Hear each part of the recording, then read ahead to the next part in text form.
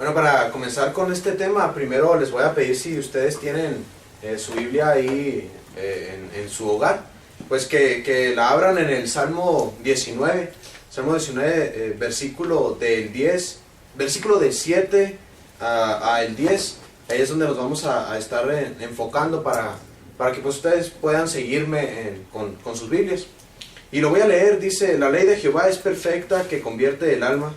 El testimonio de Jehová es fiel, que hace sabio al sencillo. Los mandamientos de Jehová son rectos, que alegran el corazón. Y el precepto de Jehová es puro, que alumbra los ojos. El temor de Jehová es limpio, que permanece para siempre. Los juicios de Jehová son verdad, todos justos. Deseables son más que el oro y más que mucho oro afinado, y dulces más que miel y que la que destila del panal. Bueno, anteriormente que estuve aquí en el programa hablé sobre el Salmo 19, de la manera en que Dios se manifestaba a través de la naturaleza. Su palabra también se manifestaba a través de la naturaleza. Su carácter, su poder, sus atributos se manifestaban a través de la naturaleza. Entonces, lo que estuvimos viendo la vez anterior en el programa, ahora vamos a ver la siguiente parte, que es la palabra de Dios, y es lo que nosotros tenemos y es por lo cual nosotros nos guiamos. Si ustedes saben, las iglesias cristianas y nosotros como cristianos bautistas nos guiamos por el Nuevo Testamento. Somos iglesias neotestamentarias, por lo cual nuestras leyes, lo que nosotros obedecemos, de la manera en que nosotros agradamos a Dios, es a través de lo que dice la palabra de Dios. Somos iglesias completamente bíblicas. Lamentablemente, en la actualidad se ha sustituido la palabra de Dios por muchas otras cosas que atrae a las personas, pero que no es bíblico. Por lo cual, en el seminario y como predicadores, nuestro objetivo es que las iglesias vuelvan a como era la iglesia primitiva. En la Reforma, los reformadores, más o menos en el 1500 en adelante, sacaron 5 frases, y una de las frases era sola escritura, que en latín, en español es solo la escritura, es en lo único en que nosotros nos guiamos. Y es de lo que vamos a estar hablando ahora, de la manera en que la escritura es inerrante, y es el título de este sermón: descripción de la perfección de la escritura. Y es la inerrancia bíblica, que la Biblia es completamente perfecta para toda la humanidad y no tiene ninguna falla. Y es lo que presenta el rey David, que fue el autor de este salmo, para que ustedes puedan comprender un poco de qué implica la Biblia en su esencia. Y fíjense, en estos versículos se presentan 6 sinónimos de la escritura, y es lo que vamos a estar viendo. 6 sinónimos de la escritura, del versículo 7 al versículo 9. También se presentan 6 características de la escritura y 6 consecuencias de los que siguen la escritura. Tan solo en 3 versículos se presenta completamente cómo es tan importante la escritura para los cristianos. Antes de explicar la esencia de cada uno de estos pasajes que se escribieron en forma poética, quisiéramos que resaltáramos una palabra de estos versículos, y es la palabra Jehová, que se presenta cada vez que el rey David da un sinónimo de la Biblia. Presenta también la palabra, por decir, dice la ley de Jehová, y luego después el testimonio de Jehová, los mandamientos de Jehová, el precepto de Jehová, el temor de Jehová. Entonces, ¿por qué quiero resaltar esta palabra? Porque la palabra Jehová para los judíos no se podía pronunciar. En el hebreo esta palabra no se puede pronunciar. No se puede pronunciar porque para los judíos Dios era eterno, era tan lejano de la humanidad en su santidad, que ni siquiera podían pronunciar su nombre. La palabra Jehová habla sobre la autoridad de Dios, la soberanía de Dios, el poder de Dios, la perfección y la santidad de Dios. Entonces el rey David presenta, después de cada sinónimo de la escritura, presenta la palabra Jehová para darle autoridad. O sea, no es el escrito del rey David, no es el escrito de Moisés, no es el escrito de los profetas, es el escrito inspirado por Dios mismo, por Jehová. Entonces es importante tener claro esta parte. Se presentan sinónimos, descripciones y consecuencias de seguir la palabra de Dios. Y vamos a ver el primer sinónimo, y el primer sinónimo es: la ley de Jehová es perfecta, que convierte el alma. La ley de Jehová. La ley de Jehová en hebreo quiere decir, la ley es el Torah, los primeros 5 libros de la Biblia. En esto se basaban los judíos para sus normas y estatutos, e incluso sus leyes políticas estaban basadas en el Torah, en Génesis, Éxodo, Levítico, Número, Deuteronomio, escrito por Moisés. En esto era en lo que ellos se basaban. Esdras 7:10 presenta cómo este escriba de la escritura se había preparado para inquirir en la ley de Jehová, para enseñarla, para aplicarla y para enseñarla sus estatutos y decretos. El pueblo de Israel estaba en cautiverio durante 70 años por los babilonios. Estaban contaminados del paganismo. ¿Y de qué manera Esdras iba a ayudar, iba a reformar al pueblo? A través de la Torá, a través de los primeros 5 libros de la Biblia. Él era erudito en estos libros y era la única manera en que podía cambiar al pueblo. Presento esta ilustración porque después dice: la ley de Jehová es perfecta. Y aquí es donde nos damos cuenta que es sin defecto y es verdad. Como su mismo autor es santo, igual la ley de Jehová tiene que ser santa y perfecta. No tiene ninguna falla. La defensa a la acusación de que la ley, de que la palabra de Dios a lo mejor es falsa, se presenta en el Salmo 19. Aquellos que dicen que tiene alguna falla la escritura, el mismo rey David dice: la ley de Jehová es perfecta, no tiene falla. ¿Y cuál es la consecuencia? ¿Cuál es la consecuencia de que la ley de Jehová sea perfecta? Y es que convierte el alma. ¿Y qué implica que convierte el alma? La escritura misma trae la consecuencia, o es esencialmente el evangelio mismo. En el Nuevo Testamento nos damos cuenta de que solamente a través del evangelio podemos encontrar salvación y la humanidad puede cambiar. El hombre puede cambiar su manera pecaminosa de vivir solamente a través del evangelio, solamente a través de la palabra. Entonces, ¿qué pasa si nosotros decimos: bueno, quiero que la iglesia se llene de personas? Entonces voy a buscar una manera de atraer a las personas, y esto va a hacer que mi predicación a lo mejor esté llena de chistes. O también se busca la manera de decir: voy a hacer que las personas se sientan a gusto con mi predicación, porque voy a alabar su forma de ser. O a lo mejor voy a decir: voy a tener un buen grupo de alabanza para que las personas se atraigan por la alabanza al Señor. Eso atrae a mucha gente. Pero nada de esto va a cambiar su alma. ¿Qué es lo único que cambia el alma de las personas? El rey David lo dice: la ley de Jehová. Solo eso puede cambiar el corazón de las personas. Otro sinónimo es el testimonio de Jehová. Y ahora sí me quiero ir un poquito más rápido. Quería enfocarme en el versículo 7 porque es la esencia de estos versículos, pero después presento algunos sinónimos que también voy a explicar, pero más rápidamente. El otro sinónimo es el testimonio en el versículo 7b, el testimonio de Jehová. ¿Y qué es el testimonio? El testimonio de su autor. En sí la palabra testimonio a lo mejor no se presenta como la Biblia. Nosotros nunca mencionamos: la Biblia es el testimonio de Jehová. Pero ¿de qué manera nosotros podemos conocer el carácter a lo mejor de una persona que nunca hemos visto? A lo mejor si nosotros leemos algún escrito de esa persona, vamos a conocer un poco sobre su carácter, vamos a conocer sobre su esencia. La misma Biblia describe cómo es Dios, de qué manera nosotros conocemos a Dios, de qué manera nosotros sabemos cuáles son sus atributos divinos, de qué manera sabemos por qué Él es santo, cómo sabemos que Él se presentó a los profetas, cómo sabemos de qué manera Él se presenta, cómo sabemos que Él vive en el cielo, cómo sabemos que los ángeles le adoran. Solamente a través de la escritura. Entonces por eso el rey David dice: el testimonio de Jehová. Y fíjense lo que dice: el testimonio de Jehová es fiel. La palabra fiel es mantenerse, y también habla de un padre fiel que cuida a sus hijos. Esto es sobre la fidelidad. Un padre fiel, aun aunque su hijo se porte mal o le ofenda, él siempre va a ser su padre y va a cuidarlo.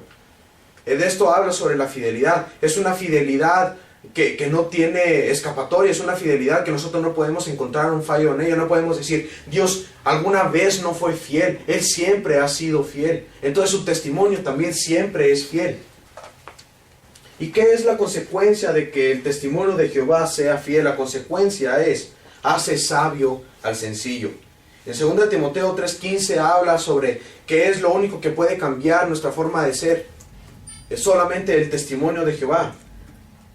¿De qué manera la Biblia hace sabio a una persona? Se contesta en Timoteo, es la salvación.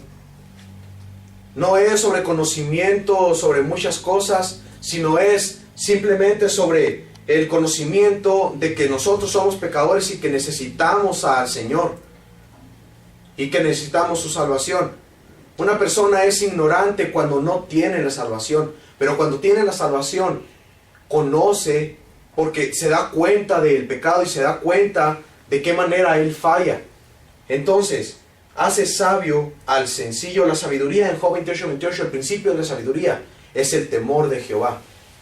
Tememos a Jehová cuando el Evangelio entra en nosotros, y la Biblia es el Evangelio, el testimonio de Dios viviente. Otro sinónimo es el mandamiento, versículo 8. Los mandamientos de Jehová son rectos que alegran el corazón. Los mandamientos de Jehová. La palabra mandamientos encierra un grupo de leyes o también estatutos divinos. Y aquí es en donde nosotros no podemos decir que la Escritura puede variar. No podemos dar ejemplos o hacer comparaciones por el hecho de decir, bueno, la Biblia no dice que yo no debo tomar. O la Biblia no dice que yo no puedo estar saliendo con una mujer que no sea mi esposa, pero la Biblia no habla sobre que yo no pueda salir con ella. Estamos poniéndole o estamos quitándole autoridad divina a las Escrituras. Estamos quitándole autoridad divina a las Escrituras. El rey David dice, los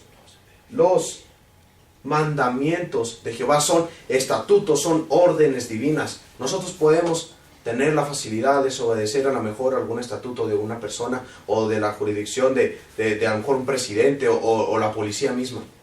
Podemos hacerlo y vamos a tener consecuencias. Sí, vamos a tener consecuencias. Pero desobedecer los mandatos de Dios, la única consecuencia es el infierno. Entonces el rey David dice, los mandamientos de Jehová, y da la descripción de estos mandamientos, son rectos. El hombre puede equivocarse.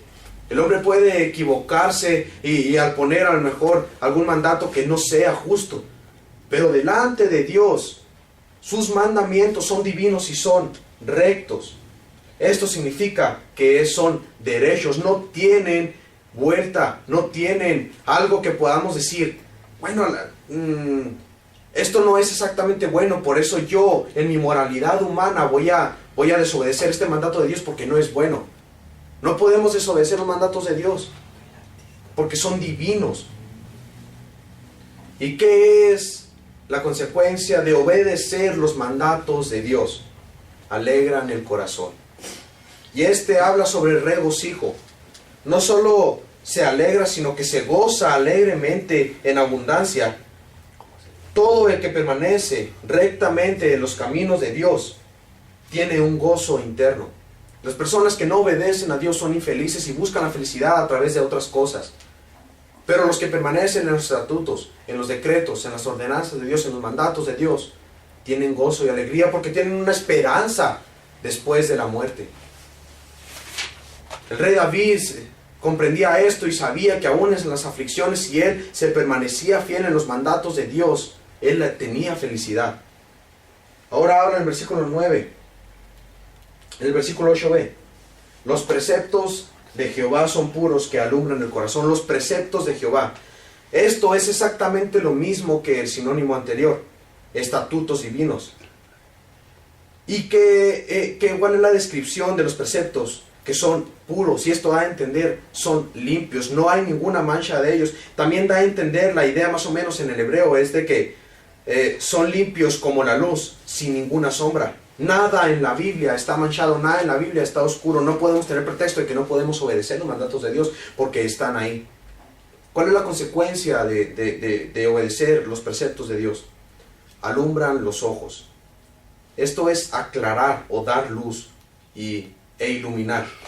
En Efesios 1:18 habla sobre cómo la Biblia ilumina el corazón. En el Salmo 119:105 dice: lámpara es a mis pies tu palabra y lumbrera a mi camino.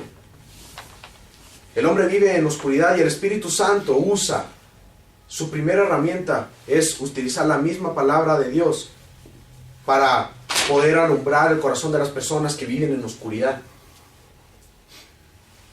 Por último, el tercer versículo habla sobre no son dos sinónimos, el versículo 9, no son dos sinónimos, sino más bien son acciones de Dios o para Dios. Y la primera acción es temor, y esta es para Dios. O sea, es del hombre para con Dios, es temor. Dice: el temor de Jehová es limpio, que permanece para siempre.